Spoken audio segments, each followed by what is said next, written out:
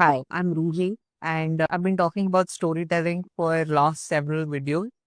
Today, I want to talk about a very specific but ignored part of great storytelling, which is the place. Place could be anything. It could be a city, a town, a house, a garage, a forest.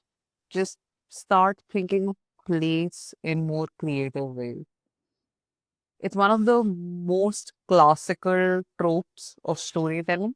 You'd read like really old novels that will start with men of this place are good farmers and the women of this place are great at stitching. I know there are gender stereotypes, but you'll see that like place becomes the character in itself. For instance, Sherlock Holmes is about Sherlock Holmes, but it's also about London. You cannot imagine Sherlock Holmes without London. Or the classic famous TV show Friends. You can't imagine it without that coffee shop in New York.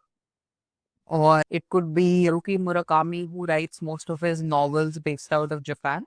So it could be anywhere, but when you bring the place into your story and the relevance of that place and give it, highlight it and give it certain background, foreground, you use it in what you're trying to say, it adds a lot of value to your story.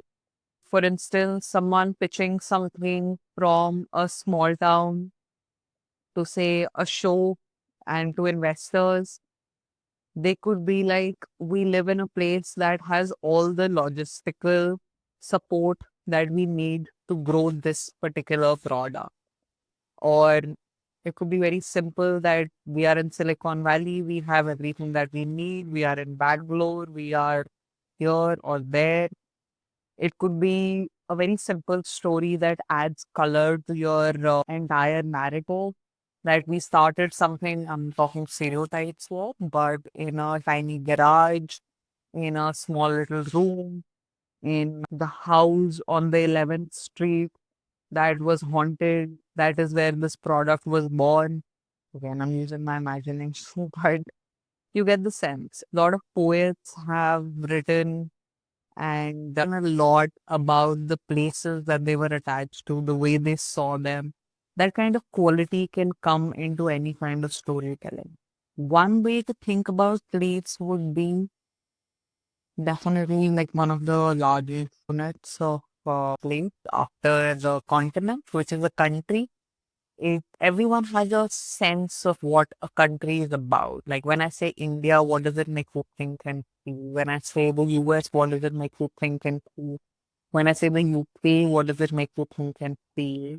China, Spain, Zimbabwe, Mexico, Argentina, Chile. It could be any country. So country can be a way in which you define other elements of the story. We talked about city already. It could be your particular experience of that place. So it could be a contrarian story where you say you would never imagine that something like this came out of this kind of place. So you could actually create a hook by saying, oh, when you think about this particular place, you actually think about this, but we met in this place, but we came up with that.